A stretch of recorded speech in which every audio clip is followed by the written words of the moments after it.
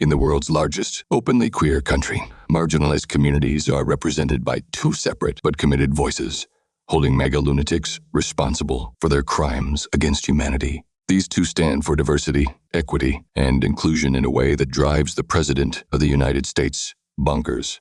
Richie and John. These are their stories.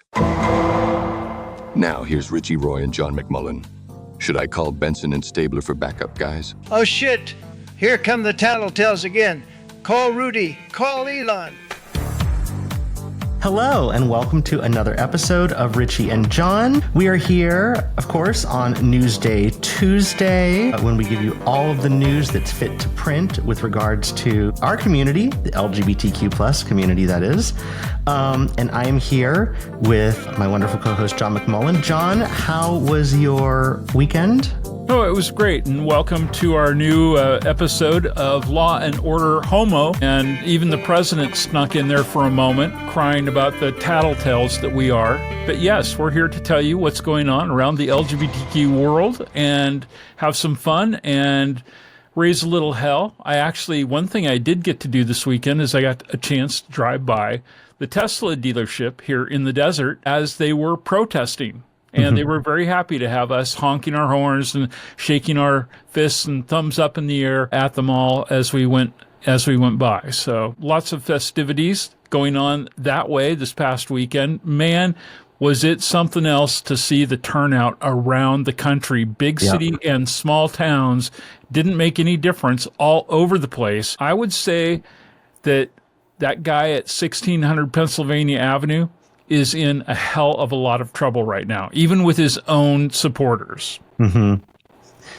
Yeah, I mean, I think that the misery started in kind of drips and drabs, little pockets here and there. Federal workers obviously have been very heavily hit by cuts and things like Social Security, the phone number, you just can't get it anymore. But with this new tariff situation and people seeing their 401ks decimated and just not seeing a real good path forward economically at all, and just like really, sort of looking like a recession or depression was sort of the idea here. People are pissed, and it is including people who. In the history of presidential poll taking, there has never been a president who has been this far underwater this early in their term as he has. Yeah. So it will be interesting to see. One of the things that someone noted is Fox took the stock market ticker off of the bottom of the screen, which they've always had since they started. And that's kind of one of their things. And of course, why would they do that? Right. But having, just the glaring, glowing red negative tanking numbers, they decided to just take it off. Could you see him? I could see him on the Sean, it's me, it's Don. Hey, can you please go and tell them that Rupert won't have a problem with me saying to get the goddamn ticker off the TV screen? Yep. So, it's an interesting time, but we've got a lot of interesting stories for you. We do. Let's go down to Texas. Let's go down to Texas. And this is actually a different Texas story than we usually have. Usually we're talking about that asswipe Abbott. Yeah. But this time I like this story because, well, it's not a good story in that there's some folks in our community who are fucking up. It's a great story because of how in the end run, the people who are going to put money in somebody else's pockets are telling them, no, not with this discrimination. Yeah. So in Texas, the Houston Bears, which is not a sports team, have canceled their annual event at Grizzly Pines, a gay male-only campground in Navasota, due to exclusionary stance against transgender men. The campground's longstanding policy restricts entry to cisgender men, sparking a backlash within the community. The Houston Bears discovered the Grizzly Pines' policy of barring trans men after a member questioned whether they were welcome. When the board sought clarification, Grizzly Pines confirmed their exclusionary rules, prompting the Bears to move their event to a more inclusive venue. Quote, "The idea of having an event where we would be forced to tell members, not you, clashed with our values, expressed the Houston Bears. Grizzly Pines, in their statement, emphasized their mission to create a space for cisgender men, which stirred considerable controversy. In solidarity, the RGV Bears also canceled their plans with Grizzly Pines. The incident underscored deeper divisions within our community amid broader political challenges facing trans rights. You know, I was really, I guess, I was very much feeling like this was a really great piece of news because I was fully expecting that from a place like Texas, you were going to get some of those people who identify themselves much as the log cabin Republicans do as the quote unquote normal gays. Mm-hmm. We're the normal gays. We don't put up with that transgender nonsense. And instead, we saw a whole bunch of guys who, you know, usually get associated with being part of a very masculine identifying crowd, the Bears, saying, no, we're not going to be excluding our transgender brothers. So I was very happy with the result of this story. Yeah, me too. And, you know, it kind of just shows folks for who they are, for mm-hmm. good and for bad, because the Grizzly Pines, their statement read like, if you ask ChatGPT, write 2 pages of complete bullshit, please. Like it was this long-winded, cockamamie thing that just basically at the end of the day just said like, we are bigots. And if you look at, you know, they probably are members of the log cabin Republicans who run that place. Maybe that's the way that they think of themselves. But the thing that was both interesting and dispiriting at the same time to see is on social media, whether on Blue Sky or on Twitter, there was a lot of discourse, and unfortunately, a lot of folks were talking about how LGBT without the T, and why would bears want to hang out with women, and it's about dicks, and it's just like it was all the discourse was all over the place, and there were a number of folks who I previously had followed on various social media, mainly because they were, let's put it this way, attractive, but became very unattractive to me when I saw their stance on this, and it was a very quick unfollow for me. Yeah. I think a lot of guys don't understand that their beauty is maybe only skin deep. When somebody discovers quickly who and how you really are, your unattractive traits really have a way of morphing into somebody's front of mind location and doing it fast. And I can't tell you how many gay guys have turned me off faster than you can shake a stick at by doing similar types of things. They don't understand that, we're all in it together, and they don't respect other people for their differences. I'm like, that's the same as back in the days when I was growing up, the no femmes, no fats, no so on and so forth. Whatever somebody didn't like, they had no problem saying back then what they didn't like either. And I was like, well, that's good for you. You don't care for that, but because you were at least ignorant enough to put it out there right on Front Street, I don't want anything to do with you. Exactly. I mean, I was about to buy a snack at the store the other day, and right on the front of the label, it said no trans fats. And I said, that is rude. Oh, my God. And I did not pick that up. Of course. That's hilarious, though. But anyway, that was sorry for the terrible joke, everyone. It'll be a cold day in hell before I go to Grizzly Pines. Yeah, there are plenty of other great places to go. And so, and actually, that would be a fun thing for us to cover at some point, is the world of these campgrounds and stuff. It's a whole interesting thing. I actually put a letter out introducing ourselves to the folks involved with a huge group on Facebook of, thousands of LGBTQ people who are into the whole queer camping and campsites environment. And it was like super secret. Like I had to be introduced into them by somebody else who was already a member so that they knew that I was not poisonous, which in and of itself was kind of offensive. But beyond that, they never got back with me when I invited them to come on and to join us. I think I did that back when we were doing the GayBC Happy Hour, but we should reach out again and have a conversation with people, because I want to know if they're a group that people shouldn't be involved with too, just as much. But there are definitely lots of queer campgrounds all over the country, and of all different, sizes, shapes, and, just like people. And so it'd be neat to find out the ones that are good places to go. And for people who are into that, I mean, I used to, when I lived in the Pacific Northwest, I used to go with my friends up to a queer campsite that was on, I think it was land that the federal government actually owned, up in a little mountain town in the foothills of the Cascade Mountains called Index, Washington. It was east of Everett. And it was a hell of a lot of fun, and people did the most incredible things with these campsites that they built, and you had to stay for like the whole season. You would have to commit to having at least one member of your group there at all times during the season, so that you were being responsible for whatever you built out. But they were really fun and cool, and there were some really amazing parties up there, and just a very nice environment to be able to hang out with friends in nature.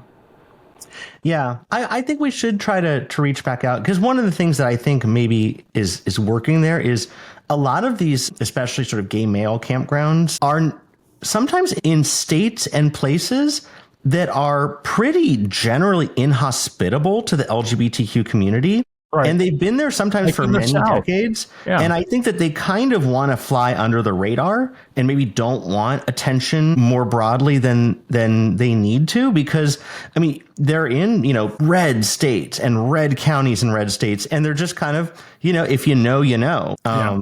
I know we had one friend who lived in, I think it's Mississippi, who was from our Twitter Spaces universe.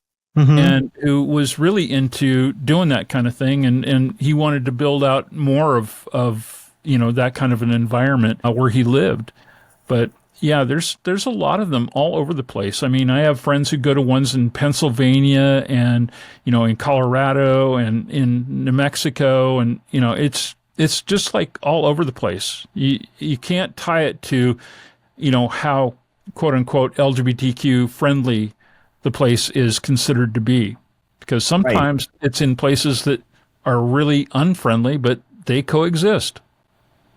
Absolutely. Yeah, I think, we will definitely keep that in mind for maybe that would be a substantial Saturday. I think that might be a fun one. And I know that, and the thing that's interesting is there are new ones popping up too. I know one that I saw on social media, it's called Boar's Rut, and I believe it's in Arkansas. I mean, the name is great, right? Right, yeah. But, people are committed still to creating new LGBTQ spaces. When we talk about on this show, and we see around a lot of them closing for different reasons. So, we'll keep that in mind. But, in the meantime, in our new way in which we like to ask questions of our listeners, how does Grizzly Pines' policy exclusion influence your views on inclusion within LGBTQ spaces? And what impact do you think the campground stance might have on its reputation and business? Let us know what you think. Again, richieandjohn.com is the great way to reach us. Yep. info@richieandjohn.com. You can drop an email there, or you can find our toll-free telephone number on the website. Not a toll-free number. I'm sorry, I shouldn't have said that. Our toll number, but hell, every call is basically toll-free anymore, because with everybody using cell phones, they don't actually charge by the minute anymore. Yeah, exactly. I mean, it's a far cry from back. I remember when I used to, in the early days of before the World Wide Web, I would dial up to BBSs, and they were not long distance, but they were local, but they were toll. Right. And my dad would go through the phone bill with a highlighter, and would come back to me and say, "Why were you on the phone for an hour and 15 minutes?" And my answer was, doing homework, of course. Of course. But so in moving to a different state, something recently happened in Iowa, and this is a bummer. And so what happened? Yeah, a recent funeral event that was held at Iowa State University, it has put the spotlight on a controversial new state law. Some 50 students there clad in black gathered at Parks Library, and they did that so that they could mourn the impending closure of the Center for LGBTQIA plus Student Success. It's a decades-long safe haven for queer and trans students, and the center, which was established in 1992, is set to close by December 31st of this year due to SF, which has nothing to do with San Francisco, SF 2435. It is an anti-diversity initiative law that was hailed by some as the most extreme of its kind in the nation. Student Silvera Dudenhofer, I want that name. I like that. Dudenhofer eulogized the center, stressing its role in celebrating LGBTQIA plus achievements. Criticism of the university's compliance came from State Senator Herman Kornbach, and that is somebody who accused the Iowa legislature and university authorities of failing their moral responsibilities. The law not only targets DEI offices, but it restricts universities from addressing a wide range of topics concerning marginalized groups, effectively dismantling institutions like the center. Yeah, that really sucks. So they had for all intents and purposes, a funeral for their center. Yep. Yeah, no, this is something that is happening. We're seeing it happen all over the country, especially state schools are having to grapple with how to deal with these executive orders on gender ideology, on DEI. And it means, all kinds of terrible things. This is one example. Think of yourself if you were a student there right now in Iowa, and this was a service that you'd had, and now it's suddenly gone away. You're queer. You identify as being part of the LGBTQIA plus community, and all of a sudden the center that you've had as a resource there is gone. How important for you making a decision to go to a school like that? How important is that to you in terms of the decision that you made to make that the educational institution that you went to get your post-secondary education from? And, would you have made a different choice if you had not known that they had a resource like that there for you to be able to utilize, maybe to meet other people, and how important are safe spaces like the center for students at higher education institutions? I mean, Richard, you work at one. Do you have one? So there are actually pretty active queer student organizations. And, going back again to kind of thinking about my undergrad experience, there was at the time the mouthful is the BGLTSA, which was the student group, was the queer student group at the time. But there was a lot of programming. I remember there was and this was, I think, actually not through the BGLTSA. This was through the college itself. There was a first year sexual orientation group, which had a moderator who was like an RA. And it met, I think it was once a week.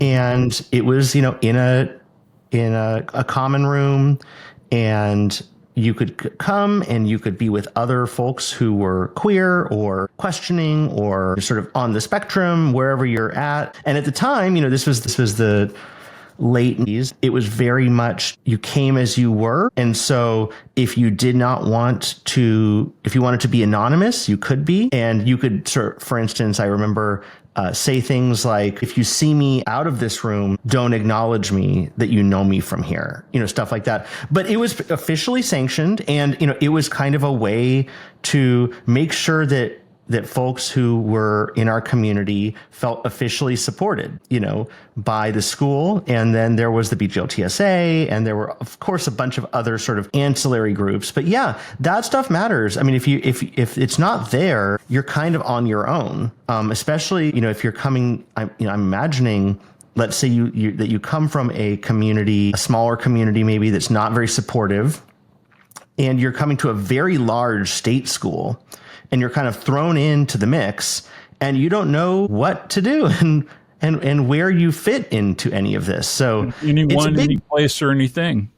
Right. And so it's a big blow to this institution for sure. And again, we're seeing all kinds of effects like this. Another story that came out was there are about 400 books that were banned from the Naval Academy Library this past week. And this includes books such as I Know Why the Caged Bird Sings, books on I believe one of them is a biography of Martin Luther King Jr., books on intersexuality, and a bunch of other books basically on what they consider DEI and gender.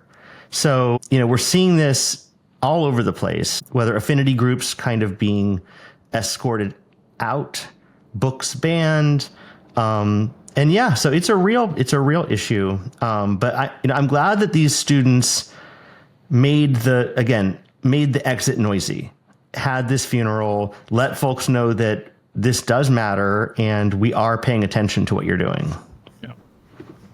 Well, we're going to piss off the president again. He's going to have to explain what we've been up to his boss. And I'm, of course, referring to Vladimir Putin. Mm-hmm. Because Russia has officially banned the Elton John AIDS Foundation. Can you believe that? Tell me. Yep, I can believe it. I certainly can believe it. So Russia has officially banned the Elton John AIDS Foundation, accusing it of undermining traditional values and stirring social unrest. The decision stops short of labeling the foundation as, quote, extremist, but has significant implications, including potential legal action against its staff in Russia. Established in 1992, the foundation has been globally acknowledged for its work in HIV/AIDS care and LGBTQ advocacy, raising over $600 million for more than 3,100 projects worldwide, including in Russia.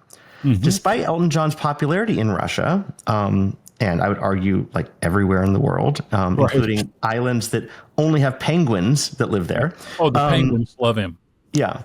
He has had many concerts in Russia, but the government criticizes his foundation as promoting, quote, non-traditional sexual relationships and aligns its activities with a Western agenda against Russia's interests, especially concerning the conflict in Ukraine. The prosecutor's office extends these accusations to denigrating Russian values through so-called propaganda.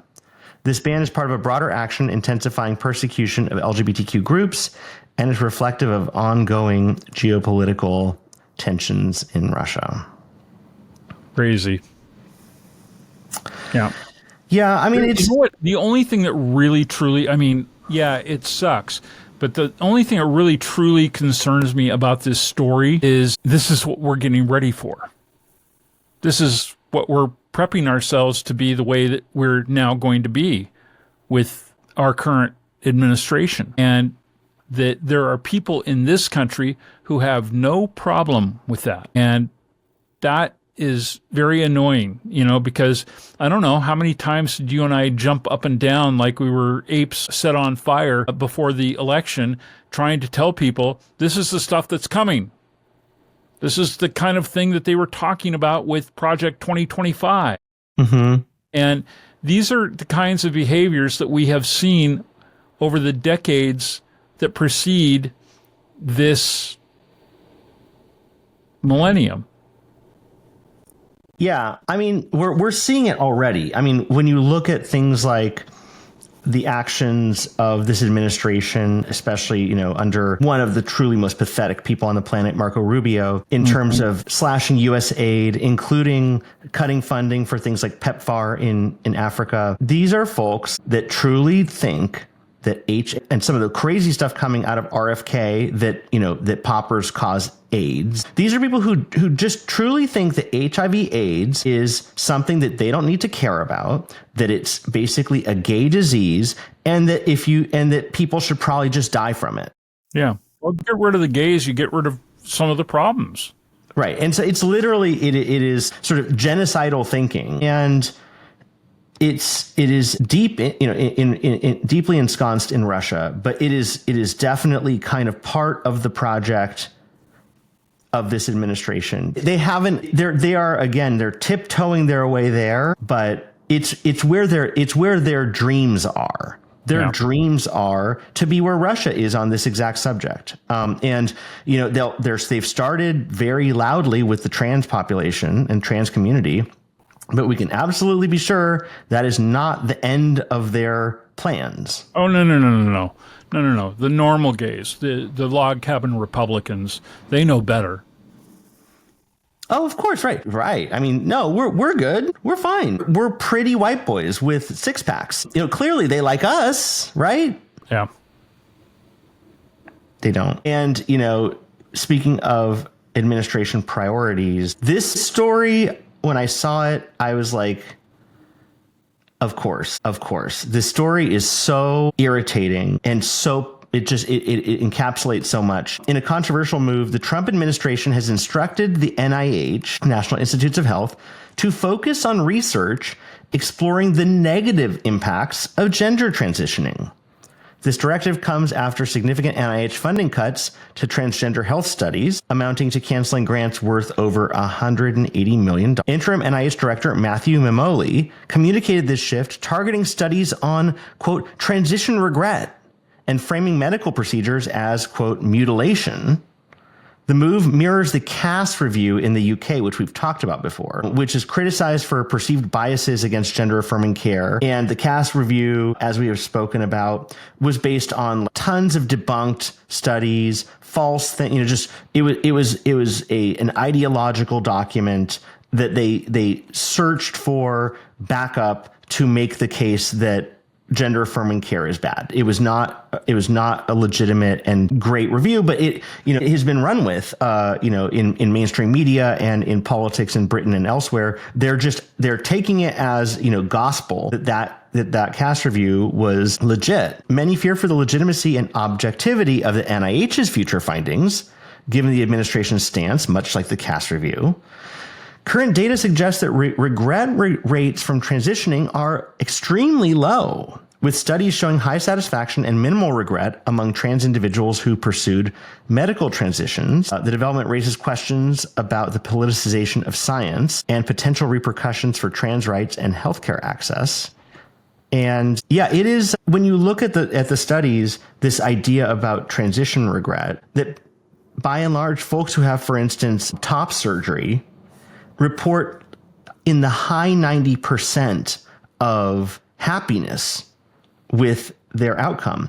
Do you recall, I think it's been over a year ago now, we were very active on Twitter in Spaces, and we had a gentleman, I'm being kind there, who was a school teacher in the state of Florida, who made his nuisance self present in our spaces for a while. And he and I ended up in some pretty heated arguments because he maintained that, well, first of all, he was a school teacher and he thought that it was something that parents should not be able to do, which was allow their children to have gender affirming care if they were going through counseling and other things for issues around being transgender. I mean, he made me sick to my stomach with his intolerance as a gay person. But the fact that, somebody like that is actually having an influence on young minds in a public school setting was even more upsetting to me. And I don't recall those arguments that we would get into around this kind of stuff. And at the time, one of the things that I cited was there had been a story that you and I had talked about back on the happy hour around that time that was about a study that had been done and reported on by GLAAD, the Gay and Lesbian Alliance Against Defamation, that actually came out with the facts about how satisfied most people are after the fact, after having been through a transition for a period of time. So I don't buy this BS, and it oftentimes is debunked when people have called it on the carpet. Yeah, and when you look at those studies about people's feelings post transition surgery, they are overwhelmingly positive, even to the extent where compared to, for instance, people who have back surgeries or knee surgeries have way more regrets. Yeah. When you look at just the numbers. Sure, yeah. And so should we outlaw back surgeries and knee surgeries because people don't like those sometimes? That thinking is just baloney. And again, it goes back to the fundamental thing, which is sort of governmental know-nothings, ideologically driven, should not be in charge of making medical decisions for individuals and are not medical experts. Yeah. And the thing that's really galling about this is they've gutted the NIH. They are canceling grants left and right on all kinds of subjects, but they managed to find the coin and the time to commission studies on bogus things like transition regret. Well, moving along, she's back. Your favorite. My very favorite. Yeah. Chaya Raichik. Yep. I mean, like herpes, you know, once it's in your system, it just breaks out every now and again. Right.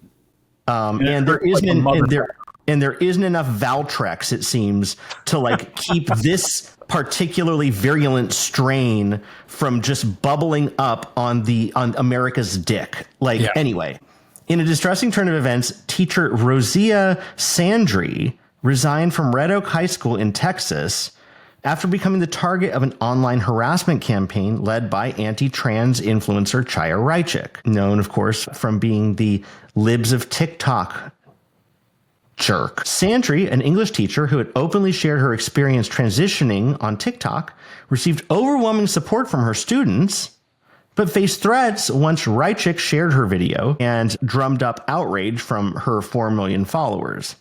Sandri was known for her dedication and had been supported by her colleagues.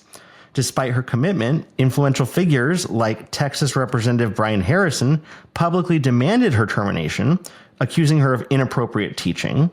The resulting pressure and continuous harassment ultimately led to her resignation. Emotionally shattered, Sandri expressed heartbreak over leaving her students in the middle of a school year. She hopes to teach again, but fears for her future opportunities in Texas. And the situation raises broader concerns about the vulnerability of LGBTQ educators to online attacks and societal backlash. And we've seen this before. This is in the Chaya Raichik playbook. Mr. Harrison needs to be hung by his ankles and shaken a bit and educated on his, well, I believe that he is a quote-unquote person of faith. And I think that he needs to understand how his maker or his Lord and Savior would feel about the way that he has handled this situation. I would say that somebody should be able to tell him a very Christmas Carol-like story that should scare the bejesus out of him before he gets to Judgment Day. Yeah. What an asshole. Yeah. Somebody could lead that kind of a charge and destroy somebody's ability to support themselves. And, you know, I mean, seriously, what is in people's heads that makes them feel that they have a right to do this kind of thing to anybody because of their difference in any way? Just do not fucking tell me that you are a Christian. Because everything that I was taught when I grew up by people who are really practicing their faith and understand these things, who would never do these kinds of things, this is not how they behave. And that you use your faith as a weapon rather than as a guide for how you should live your life is just reprehensible to me. Yeah. I mean, right. But the thing is, the Christian, this version of Christianity, this kind of social Darwinist, that's the thing. There's not versions of Christianity. You either are or you are not a Christian. And if you look literally at the teachings of their Savior, there's nothing that he ever said about any of this. In fact, who were the people that he hung with? Who were the people that he would wash the feet of or that he would act with kindness towards? They were not always the people who most of society would wrap their arms around. I get so sick and tired of hearing it, you know, and it's hard for me, not because I'm really a practicing Christian, but because I have relatives who really are at the core living to the faith that they grew up with. And they're people who take care of other people who are, you know, oppressed or who are judged, who are very unfortunate with their lot in life. And that is what I see when I see people who are supposedly people of faith doing what they are called upon to do by the teachings of their Lord and Savior. It's not this other shit. No, That pisses me off because it gives my mom a bad name. It gives friends of mine a bad name because they believe in that, and they're actually literally taking the teachings that they got on Sunday mornings to heart. Yeah, well, it's almost, again, and we see this in so many ways. It's like this through the looking glass version, because, like you said, kind of the sort of tenets there is, the meek, the poor, the diseased, the unpopular, were the folks that were really, the attention, as far as these folks are concerned, Jesus is a straight white dude who lives in Buckhead, and takes his American Express Centurion card, hops in his Suburban and goes to Buca di Beppo. That's like not the story here. And so, yeah, none of it is like they clearly don't know what they're talking about, and they're going counter to it and the basic premise of any of it. Yes. So, I have to say this story, this Brian Harrison, needs to go back to Sunday school. But Chaya Rychik needs to find herself to the nearest wood chipper. Right. Exactly. And you know what, though? What inspires me from this particular story is Rosia, her students, because obviously they have a clue. And they care, and they don't judge her, and that is such a huge place of progress in our society today. That this is what we can hope. We're going to have people who are going to emerge from school into adulthood, and that they're going to continue to take and run with what we've started by simply valuing people for just being themselves, being honest about who they are, and being able to live their life free from any sort of oppression. And the students have, in the story, the students have continued to reach out after her resignation with support, voicing support for her, and concern for her. And really worrying, are we allowed to have trans teachers anymore? The students get it. It's just, Cretans and Neanderthals like this Brian Harrison and this awful Chaya Rychik, who can't shuffle off this mortal coil soon enough, as far as I'm concerned. Right. Well, former conversion therapist Scott Dale Owen has been sentenced to 15 years to life in Utah for sexually abusing clients that he purported to, quote unquote, cure of their same-sex attraction. As though that could happen. Once a Mormon bishop, Owen used his Provo practice to exploit clients' trust, promising them a transformation while engaging in coercive sexual acts. Yeah, sweetheart that he is. Owen pled guilty to 3 counts of forcible sodomy, with testimony revealing that he manipulated clients by claiming spiritual permission. I got spiritual permission to stick my cock in you. Anyway, to perform abusive acts, clients were assured that they were making therapeutic progress, and how would they know? And urged to keep the treatment secret. Yes, because when you keep a secret, of course, we don't want to let anybody else know how they can be better. Additional allegations surfaced of Owen's misconduct toward a minor, resulting in a concurrent sentence. His manipulation tactics did draw on claims of divine authority, distorting religious trust to abuse those under his influence. And despite previous professional reprimands and surrendering his license, Mr. Owen remained active at his counseling center, harming numerous clients, by the way. And this case highlights ongoing concerns over conversion therapy practices and abuse of authority in therapy settings. Fortunately, there are a number of states that have made this so-called conversion therapy thing against the law. Right. As it should have been from the beginning. for now, because if I'm not mistaken, I believe that there is a challenge to one of the state bans coming to the Supreme Court. Yeah. So we may be in a position a year from now where conversion therapy bans aren't allowed. But for now, yes, there are states. I can guarantee you that if it's left up to a couple of the Catholics on the high court, such as Uncle Thomas and also Mr. Alito, that you're definitely going to see this practice resume and probably, happen in the counselor's office at the homeschooling that people are going to soon be able to get at the public's expense. Right, exactly.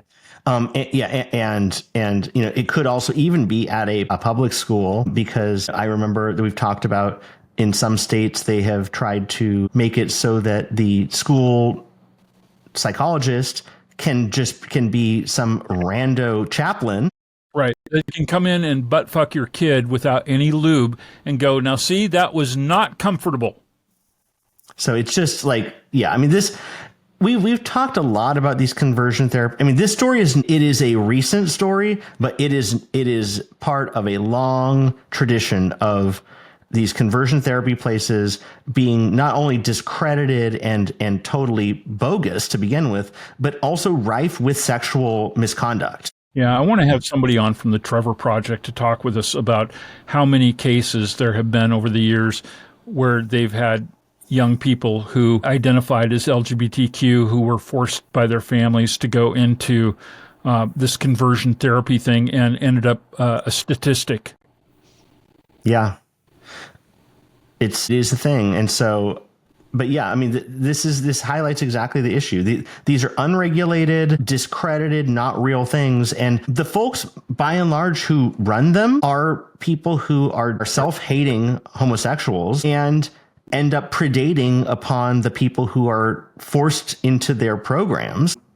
It is something that happens, and it's why they should not be legal. So I'm glad that accountability happened for this Scott Dale Owen has been sentenced. Just look up John Polk, Paulk. You can Google him if you don't know about his story.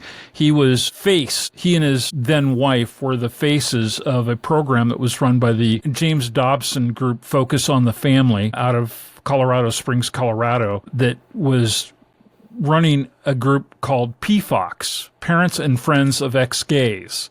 And he was confronted when he happened to be seen by Wayne Besson, who was at the time an associate communications director at the Human Rights Campaign in Washington, D.C., at a bar in DuPont Circle called Mr. P's. And oh my God, did that set the sparks a-flying. And I know because Wayne used to work for me at Sirius OutQ, and it was quite the scene, and eventually he had to come to terms with the fact that, that ex-gay thing and that conversion therapy stuff, it really, nope, didn't work. Yep.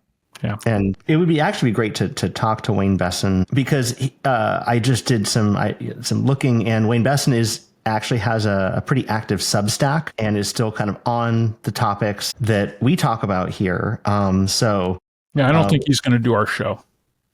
Maybe not. I fired him. Not for anything to do with that, but yes. But yes, definitely. But this story continues to be something that pops up. But moving across the pond, something has happened in a place that has been known for many, many years, for actually ancient times, as being a place where sometimes men did things with other men. Yeah, but for being active, like being Greek active, and others being Greek passive. Right. Yeah. So what's happened in Greece? Well, in a surprising move there, they plan to prohibit surrogacy for single gay men and same-sex male couples, according to a statement by Justice Minister Georgios Flordas. While the nation has been a leader in advancing LGBTQ plus rights, including the legalization of same-sex marriage in 2022, the proposed limitation marks a significant shift.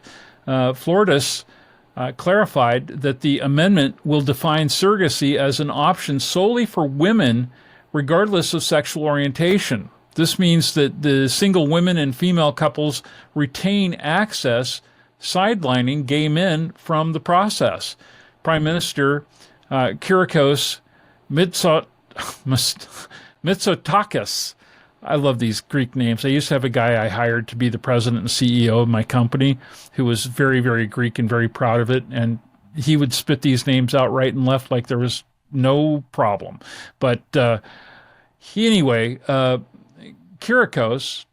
he championed marriage equality, and opposition leader Stefanos Kasselakis, despite his support for broader rights, both situated the announcement within Greece's broader legislative efforts to tackle inequalities while raising questions about the specific measure. The decision emerges amid varied global stances on surrogacy as Greece develops highly progressive trends for LGBTQ plus rights within the Orthodox context, and yet diverges in this way, sparking debate. So, that's got to be tough trying to reconcile their progressive track with this decision to restrict surrogacy for gay men. Yeah, I mean, this is something that does seem to have this kind of European flavor, because I remember there were similar things in Italy a while back. And in terms of even, I think in Italy, it was even restricting Italian citizens from doing surrogacy abroad or in other countries. And so there is something there. And I don't know if it's an outgrowth of some kind of religious, deep religious cultural thing, or I don't know what exactly it is. Maybe it is. In Greece, it's the Orthodox Church. In Italy, it's the Catholic Church. But right. There's definitely something there that just keeps popping up. And we see it even here. There's it's the priest's boner. And we even see it here in kind of weird ways about things like IVF, that there are strange bedfellows about whether IVF is something that is great, is terrible, should be illegal, should be free. When it comes to, a lot of things around children, birth and pregnancy, you get a lot of weird stuff going on. And here we're just seeing some very strange kind of policy decisions in Greece. Yeah. Well, we've got a few minutes left and another story to bring you. And this one, while it involves some bad news, it ends with some good news. Tell me what's going on in Alabama, Richie. Yes, Alabama. It's nice to have a story that has a little bit of a silver lining out of a place like Alabama. Yep. So in Fairhope, Alabama, community members have demonstrated resilience after the Alabama Public Library Service paused $40,000 in funding for a local library due to LGBTQ book concerns raised by groups like Moms for Liberty, which I guess still exists. Despite complaints urging stricter categorization of LGBTQ books into adult sections, Fairhope assured compliance with the APLS's new three-tier system. John Wall, chair of the state Republican Party, justified the funding cut, claiming a need to protect children's exposure. Nonetheless, local outrage served as a catalyst, sparking a swift fundraising response. Read Freely Alabama, an anti-censorship group, quickly mobilized to cover the funding shortfall, surpassing the original amount by reaching over $46,000. Additionally, the APLS board voted to dismiss director Nancy Pack, enforcing an accelerated resignation following her advocacy for open access to literature. Fairhope, known for its vibrant artistic community, remains a vocal opponent of censorship, advocating for the preservation of its literary culture.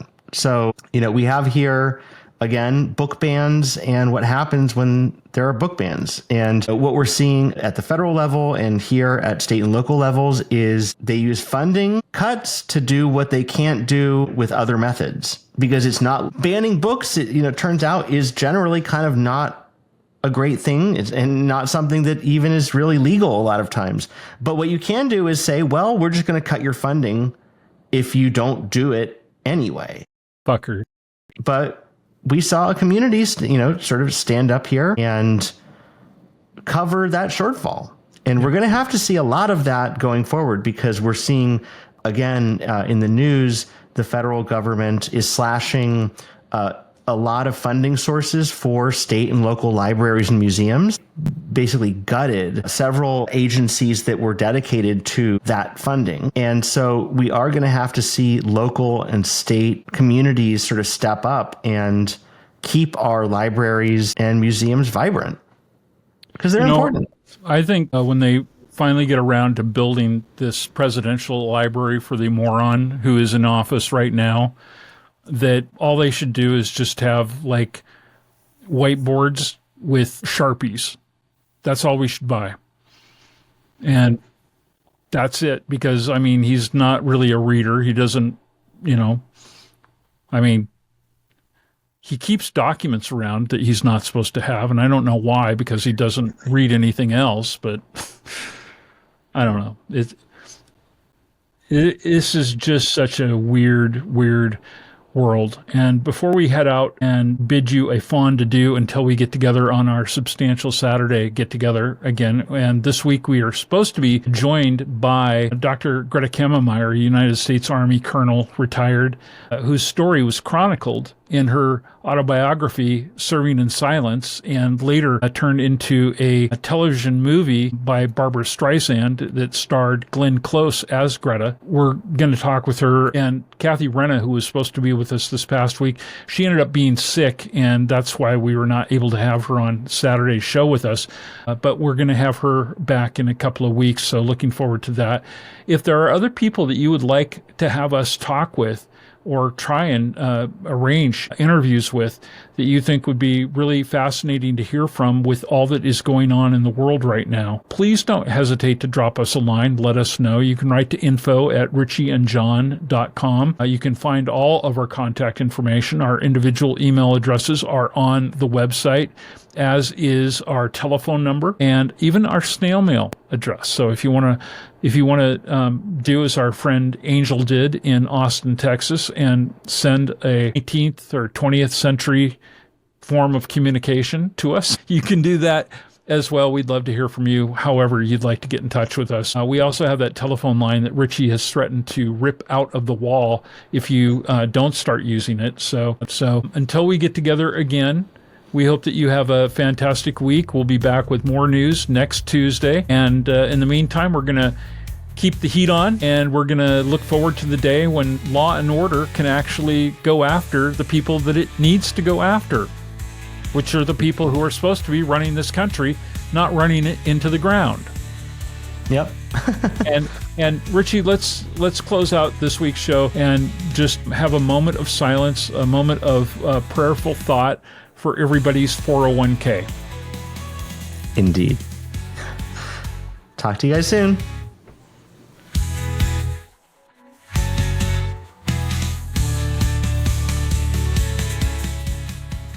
Thank you for joining us on Richie and John. This podcast is a production of the Mutual Broadcasting System and is available at richieandjohn.com, as well as most major podcast portals, including Apple Podcasts, Amazon Music, and Spotify. With courage bold and voices clear, for life, liberty, happiness, they persevere. Never in the shadows, they stand tall. For truth and freedom, they answer the call. Richie and John, hear the world echo your name. Fighting for justice, lighting freedom's flame. Champions of diversity, truth in the night. In the battle for equality, they're ready to fight. And as the fight goes on from sea to shining sea, Richie and John, you're the voice of the free. Keep shining bright, your impact will grow. The world stands with you on the Richie and John Show.